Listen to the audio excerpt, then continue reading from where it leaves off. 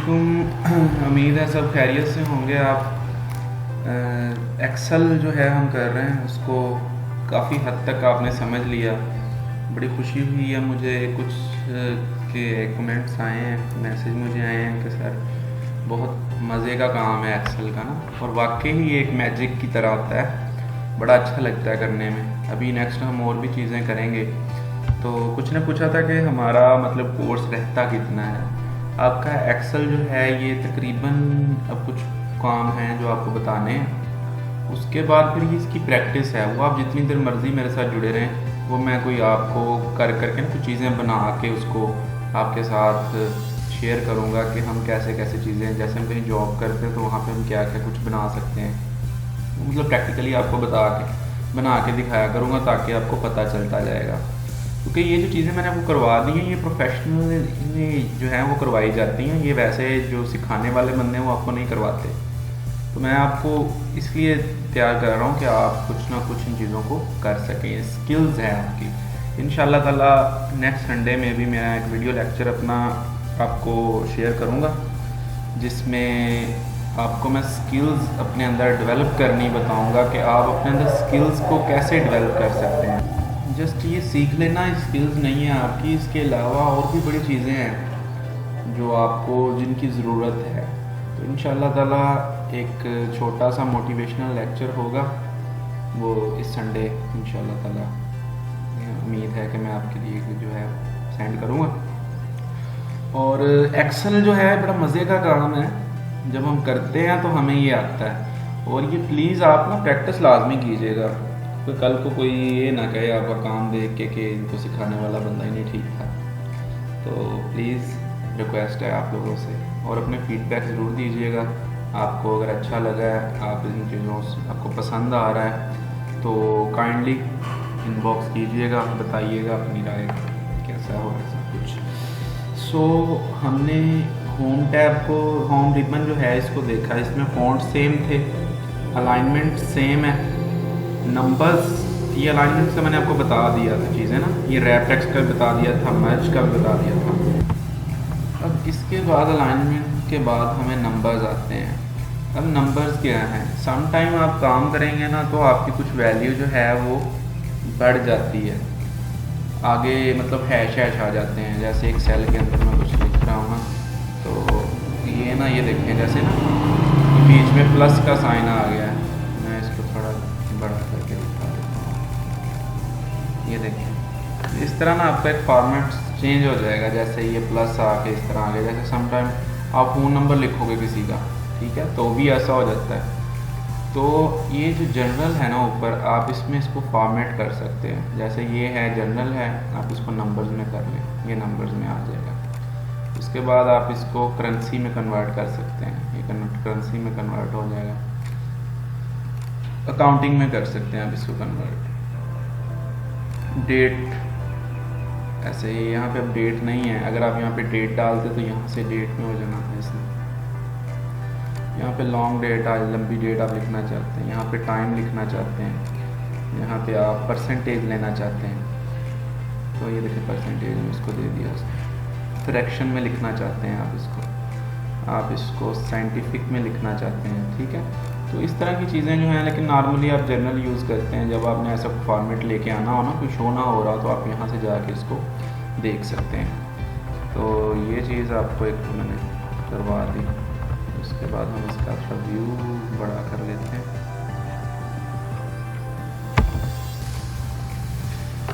तो नीचे आप देखें तो यहाँ पे आपको अकाउंटिंग नंबर फॉर्मेट आ जाता है। यहाँ पे आप करेंसी ले सकते हैं। मैं यहाँ पे 120 लिया, और इसको आप ओपन करेंगे ना, यहाँ देखें, यहाँ आपको इंग्लिश यूनाइटेड स्टेट की, किंगडम यूनाइटेड किंगडम की, यूरो में, चाइनीज़ जो होता है PRC, फ्रेंच, स्विट्ज़रलैंड, इनकी ना कुछ करेंसीज आ जाती हैं। जैसे मैं कहता हूँ कि ये यूरो में इसको कन्वर्ट कर, तो ये देखें 120.0 यूरो हो गया। तो ये इसको ऐसे अपनी करेंसी को कन्वर्ट कर देगा, चाइनीज़ में ये होगा। तो आप इसको एक दफ़ा लिख के तो ये कन्वर्ट कर सकते हैं यहाँ पे। लेकिन हम मोस्टली काम जो है वो शॉर्ट में ही करते हैं।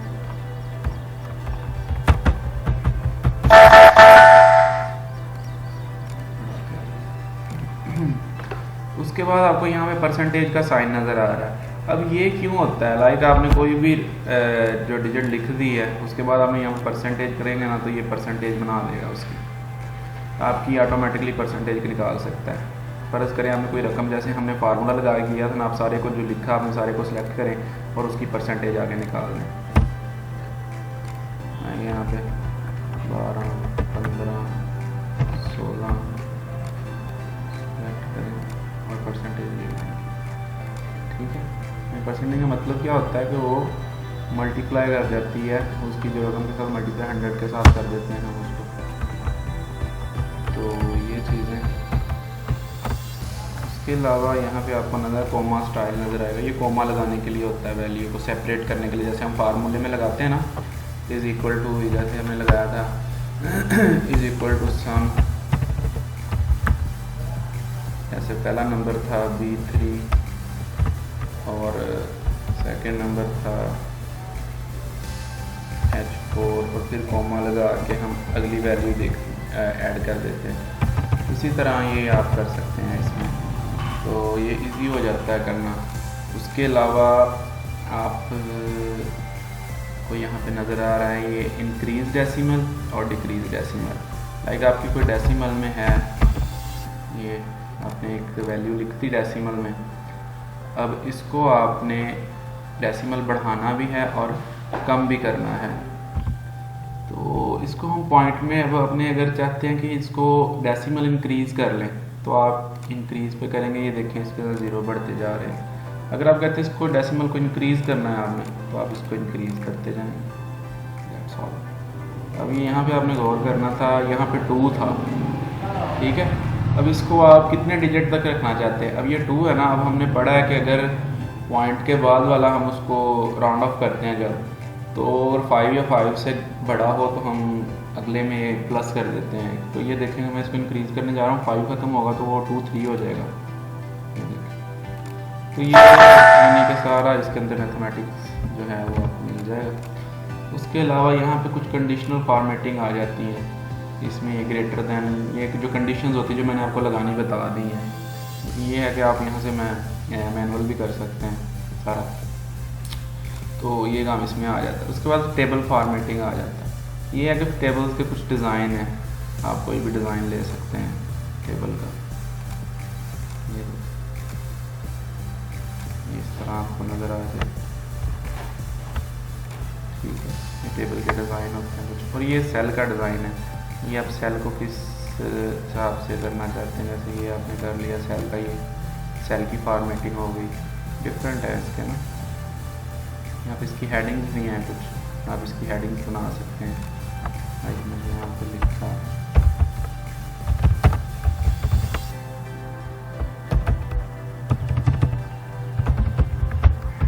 जैसे आपने MS वर्ड में देखा था, आप हेडिंग बना लेते थे। यहाँ पे देखें आपको, यहाँ पे भी आपकी कुछ बनी बनाई हेडिंग्स हैं सारी, जैसे आप वर्ड में बनाते थे। इसको मर्ज कर लें तो ये आपकी पूरी एक हेडिंग बन गई। तो ये सारे काम आप इसके अंदर कर सकते हैं। इसका भी मैं आपको थोड़ा थोड़ा बता रहा हूँ, इसको हम करके देखेंगे इंशाल्लाह। बाकी मैं तो फार्मूला की मदद से यूज़ करता हूँ इसको, ज़्यादा इतना इधर से मैंने नहीं कभी किया। उसके अलावा आपको इंसर्ट का एक टैब नज़र आ रहा है। इंसर्ट में क्या होता है, इंसर्ट में आप सेल ले लेते हैं नया। अब ये कहते हैं इंसर्ट सेल, जैसे क्यू में है ना, तो आप कहते हैं कि shift cell down, shift cell right, यानी राइट लेना चाहते हैं, नीचे लेना चाहते हैं, लेफ़्ट में लेना चाहते हैं, या पूरी रो लेना चाहते हैं, या आप पूरा कॉलम लेना चाहते हैं। तो मैं कहता हूँ शिफ्ट सेल राइट में लेना चाहता हूँ, तो राइट में एक सेल इसके आ जाएगा। उसके बाद है शीट की रो लेना चाहते हैं आप पूरी, ऐसे तो रो आपको मिल जाएगी, ठीक है। अगर आप शीट का कॉलम पूरा लेना चाहते हैं, कॉलम मिल जाएगा। पूरी शीट इंसर्ट करना चाहते हैं, शीट हो जाएगी। जैसे ये 3 शीट्स है ना, ये पूरी जो एक आपके सामने ओपन होगी, एक शीट है, ये 2 शीट है, ये 3 शीट है, यहाँ से भी आपको मिल जाती है शीट। तो आप इससे डिफरेंट शीट्स ले सकते हैं। और उसके अलावा यहाँ पे डिलीट है, तो इसी तरह जैसे इंसर्ट करेंगे वैसे आप डिलीट करेंगे, तो ये सारा आ जाएगा आपके सामने कि आप लेफ़्ट सेल करना चाहते हैं, शिफ्ट सेल अप करना चाहते हैं, रो करना चाहते हैं, एंटायर कॉलम करना चाहते हैं, तो आप यहाँ से इसको डिलीट कर सकते हैं। आगे फॉर्मेट का आता है।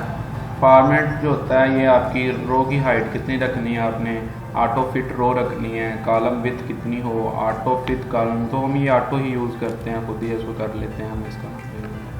उसके अलावा यहाँ पे एक आपको ऑटो सम का नज़र आ रहा है। जैसे एक यहाँ पे आपने कुछ भी लिखा 12, 25, 30, 25, 16। अब आप इस सारे का सम लेना चाहते हैं यहाँ पे, तो आप क्या करेंगे, आप यहाँ से जाके इसका सम ले लेंगे। ये देखिए नीचे इसका सम ऑटोमेटिकली, यहाँ पर फार्मूला यूज़ नहीं करना पड़ेगा, आप इसको वैसे ही सम यहाँ पे ले सकते हैं। उसके अलावा आपने सिलेक्ट किया, आप इसका एवरेज ले सकते हैं, ये इसकी एवरेज निकल आएगी।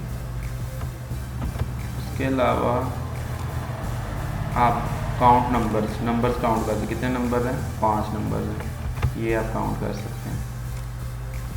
उसके बाद मैक्सिमम यानी बड़े से बड़ा नंबर देख सकते हैं इसमें से, ये 30 सबसे बड़ा है। इसके लिए फार्मूला भी यूज़ होता है, वो है is equal to max.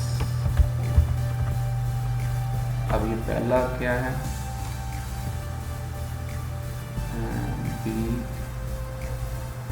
R3 है, और लास्ट वाला क्या है, R7 है। इसको तो इन दोनों में से हमने देखा, लेकिन हम चाहते हैं कि इन सब में से हम देखें।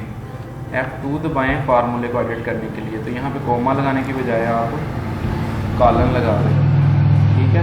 अब ये पूरी एवरेज ले लेगा इस सब की। पहले हमने सेलेक्ट किया, कोमा की वजह से हम सिलेक्टेड कर सकते हैं, मतलब हम इसमें देखना चाहते हैं, लेकिन हम सारा देखना चाहते हैं तो हम कॉलम लगाएंगे और हम देख लेंगे। ये देखिए बड़े से बड़ा आ गया।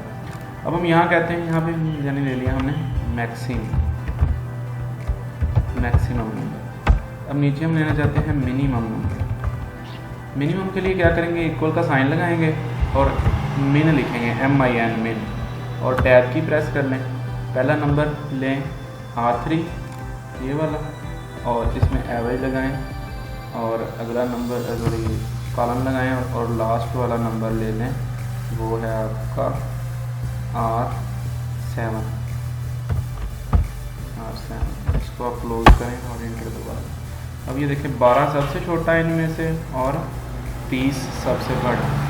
तो ये मिनिमम और मैक्सिमम का ये काम होता है जो आप इसके अंदर कर सकते हैं, ठीक है। ये पता चलिए आपको ऑटो सम का क्या होता है।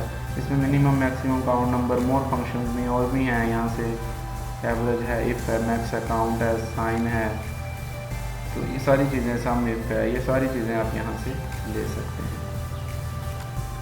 ठीक है। तो ये सारी चीज़ें होती हैं। उसके बाद इसको फिल करने का है, फिल आपने करना है तो डाउन सेल कर लें, ठीक है। उसके बाद ये वाइट में हो गया। फिल क्लियर करना है तो आपने अगर सारा कुछ लिखा हुआ था, आप कहते हैं क्लियर ऑल कर दूँ मैं, तो ये यहाँ जिसको सिलेक्ट करें, सिलेक्ट करने के बाद सारा आपका ख़त्म हो जाएगा जो आपने किया हुआ काम, वो क्लियर हो जाएगा। उसके बाद ये होता है शॉर्ट फ़िल्टर। शॉर्ट फ़िल्टर का मतलब होता है कि आपने इसको कैसे अल्फ़ाबेटिकली लिखना है, मतलब A to Z लिखना है या Z to A लिखना है, मतलब नाम जो है पहले जो वर्ड होंगे उनके वो A से B, A B C यानी अल्फ़ाबेटिकल आर्डर में आ जाएंगे, और एक होगा Z, उसमें जो है वो उल्टे हो जाएंगे। तो ये चीज़ें जो है ना वो इससे आप जाके देख सकते हैं, उनकी तरतीब सेट कर सकते हैं। आगे फाइंड, रिप्लेस, गो टू का ये आपका वर्ड वाला ही है। आप पूरा टेबल आपने बनाया, उसके अंदर आप कोई भी फाइंड कर सकते हैं, उसको रिप्लेस कर सकते हैं। ये मैंने वर्ड में आपको करवा दिया था। सो उम्मीद है कि ये चीज़ें आज आपको समझ में आई हैं, तो काइंडली इसकी प्रैक्टिस कीजिएगा। कोई इशू हो तो आप पूछ लीजिएगा। दुआओं में याद रखिएगा। अल्लाह हाफ़िज़।